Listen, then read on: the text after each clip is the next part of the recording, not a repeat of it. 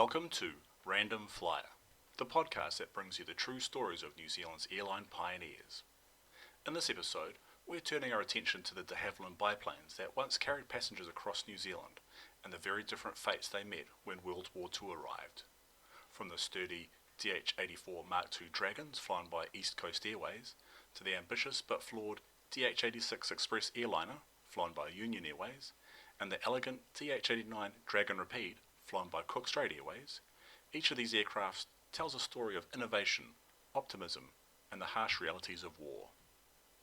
Most were impressed into RNZAF service in 1939, flying patrols, training missions, and transport duties both within New Zealand and in the Pacific.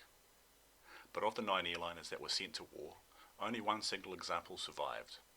The remainder were either crashed, torn loose from their tie-downs in hurricanes, or were simply deteriorated in the tropical conditions. This is the story of how civilian airliners became military workhorses, the crashes and mishaps that followed, and the rare example of one that made it back into commercial service. The first of the 3 designs was the de Havilland DH84 Dragon. It was designed to the order of Havilland Airways, who, like Air Travel New Zealand, had been flying the DH83 Foxmoth on scheduled services, in this case between Romford on the east side of London to Clacton-on-Sea, a seaside town in the county of Essex, 70 miles east by northeast of London, and he had asked de Havilland to build a twin-engine version of the plane for his prospective route out to Paris. The Dragon used the same wing design as the DH83, just with extra length and an extra set of struts, and the tailplane was a slightly modified version of what was found on the Foxmoth. The type was originally designated the DH84 Dragon Moth, but was marketed as the Dragon. The main development was in the fuselage. It initially accommodated 6 passengers in a box plywood construction form. Later versions could carry up to 10 passengers on shorter flights. Performance-wise, it cruised around 95 knots and had a maximum speed at sea level of 113 knots, and it had a maximum weight of 1,905 kilos. The prototype was first flown on Thursday, 24 November 1932. Hillmans took delivery of 4 of the machines towards the end of 1932 and inaugurated the Paris service on Saturday, 1st of April 1933. Once in production, the Dragon was ordered and produced in dribs and drabs over the next few years for airlines, private operators and military units. The Mark II version, the one used in New Zealand, first came off the production line in September 1933. It was differentiated by having individual framed windows rather than one long window, and it had a faired undercarriage and came with a 500-pound increase in maximum weight. East Coast Airways took delivery of their 2 machines and services began in 1935. The 2 de Havilland DH84 Mark II Dragons for East Coast Airways, ZK ADR and ADS, arrived by ship in Auckland on Tuesday, 19 March 1935, and were transferred to Hobsonville for assembly and testing. Following assembly there, ADR was first flown on Monday, 25 March 1935, with ADS following on Friday, 29 March 1935, but it crashed early on during testing and was subsequently repaired. Both flew on the company's Gisborne to Napier run, starting on Monday, 15 April 1935, and flew these routes for 3 years, occasionally extending down to Palmerston North, before being acquired by Union Airways when they took over East Coast Airways in July 1938. Once with Union Airways, they extended permanently their runs down as far as Palmerston North, and also experimented on a run out to Whanganui on a trial basis for 3 months. When World War II broke out in 1939, both planes were taken over by the RNZAF. They were allocated to the Electrical and Wireless School in Wigram and flew from there for a couple of years until mid-1942. ADR, now NZ551, was then sent to Rongotai to work on transport duties, but shortly after starting there was damaged in a landing accident. It was rebuilt and sold to Air Travel New Zealand Limited in March 1944, but then crashed against Mount Hope in the South Island on 30th of June, killing airline founder Bert Mercer, 1 other passenger, and injuring the remaining 5 people on board. ADS, now NZ550, was sent to Fiji for transport duties, but was written off a year later in mid-1943 as a result of airframe deterioration due to the climate. Production of the de Havilland Dragon ceased in 1937, but the Dragon's influence was lasting. It was affordable, reliable, and flexible, and it allowed small airlines to establish themselves and grow. While the 2 original Dragons are no longer with us, there are a small handful restored and some flying around the world. In New Zealand, there is one remaining, ZK-AXI. It was initially built in Australia for the RAAF there, and was one of 87 Dragons that flew for a handful of Australian characters after the war. It came to New Zealand in 1954 and flew with various aero clubs and flying schools before it went into storage in 1967 after a crash at the Ardmore Flying School. It came out of storage and was made airworthy in 1997 at the North Shore Aerodrome and was last seen at Classic Flyers in 2025. The second type, the de Havilland DH86 Express Air Liner, was the result of a requirement from the Australian government for a fast multi-engine aircraft to operate the Sydney, Darwin, Cootamundra section of the England to Australia air route. The DH86 Express was designed and built in just 4 months. It used 4 of the new 150 kilowatt 6-cylinder versions of the Dragon's 2 97 kilowatt engines, known as the Gypsy 6. This gave it a cruise speed of 123 knots compared with the Dragon's leisurely 95. The Express was 4 metres longer than the Dragon and was more than double the maximum gross weight at 4,649 kilos. The prototype made its first flight on 14 January 1934, 18 months after the Dragon. The Express had a different construction method to the Dragon in that it had an unobstructed fuselage interior and a very high cabin with a ceiling of more than 6 feet. The outer fuselage had a new method of stretching the outer fabric, giving it a better shape and removing the need for the fabric to pass around the sharp corners. This new method gave the fuselage a more rounded look compared with the Dragon. The tailplane had an innovation in that the whole fin was adjustable in flight. More on that later. The wings were sharply tapered compared with the DH84 and swept back slightly. The passenger cabin was designed to carry 10 passengers, which was the most popular configuration, but was also available in a 16-seat air ferry model, with one machine being fitted with 18 passenger seats. The de Havilland Express Airliner entered service with Imperial Airways in England in May 1934, and the type began arriving in Australia in September 1934, but trouble struck immediately. The first loss of an Australian machine was Hollyman Airways VHURN, Miss Hobart, off Wilson's Promontory on Friday 19 October 1934, with 2 pilots and 10 passengers on board. The next Australian crash was a month later on Thursday 15 November 1934 at Longreach in Queensland. It was the end of the delivery flight for one of the Qantas planes. There were 2 theories put forward for the cause of the crash, the first being that the plane had been loaded outside the centre of gravity limits and was out of balance. The second was that the tail fin post had given way, causing the plane to enter a spin. It would turn out that the tail fin post problem was most likely.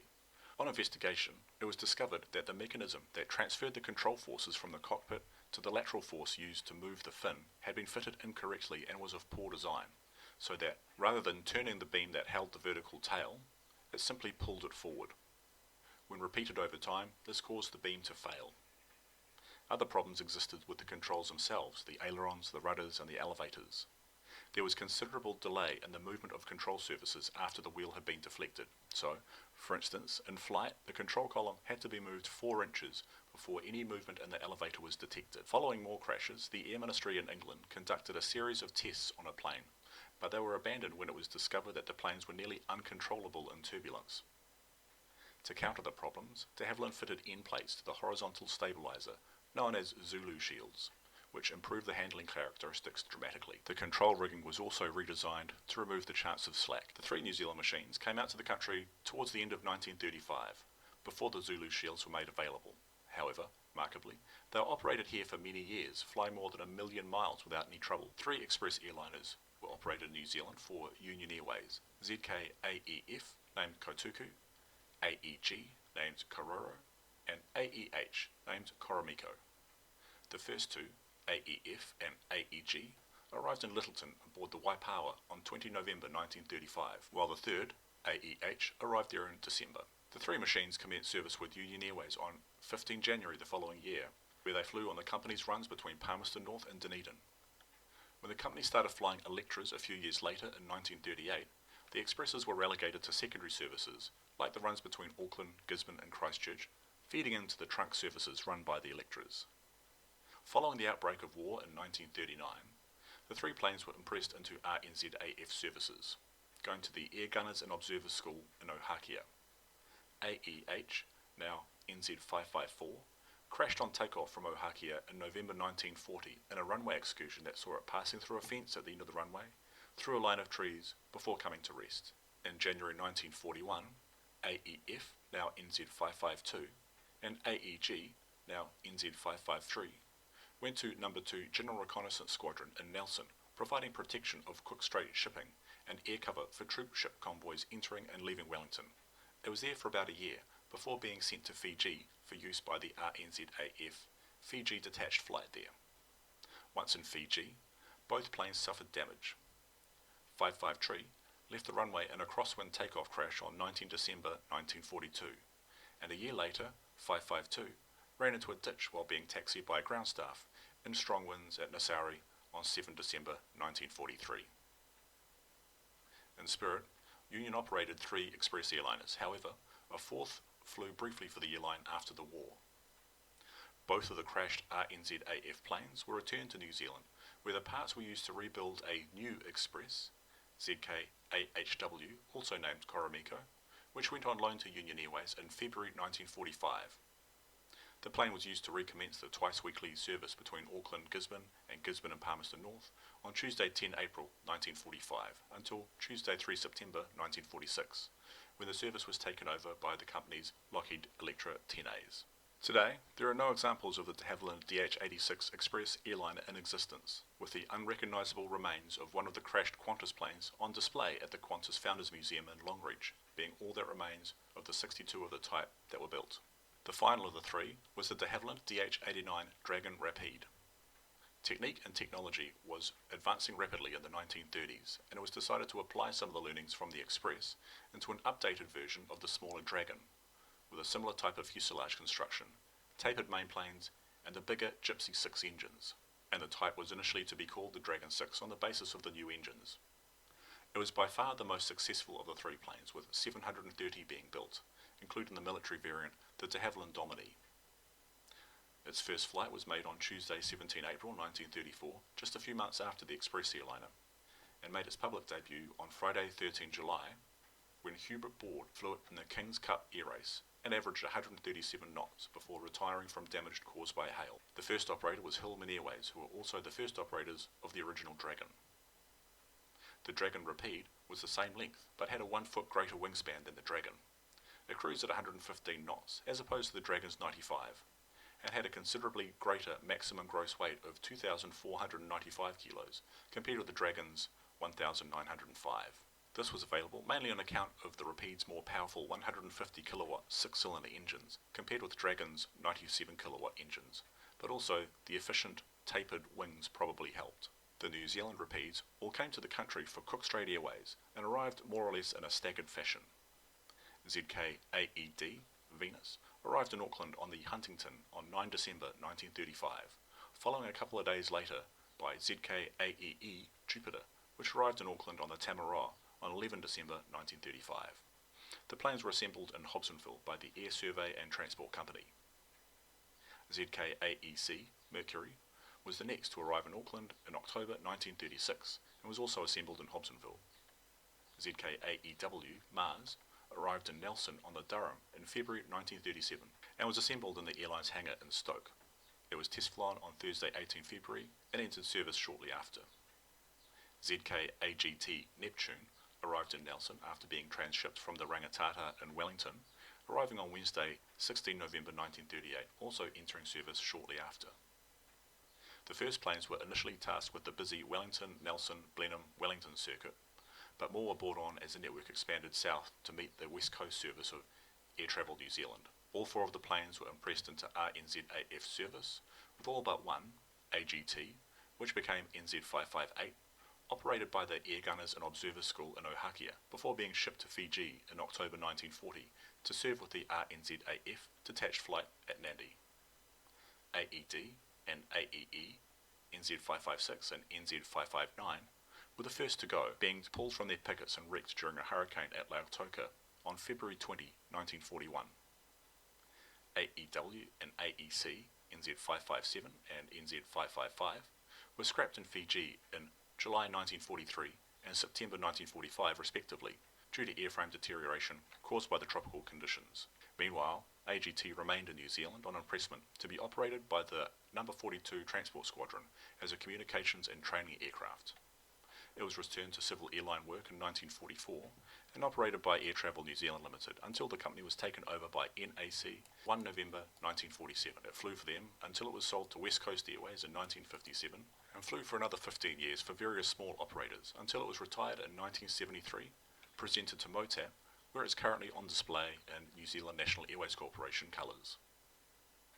Thank you for joining us today to discover the fates of the de Havilland biplanes that started scheduled airline service in New Zealand.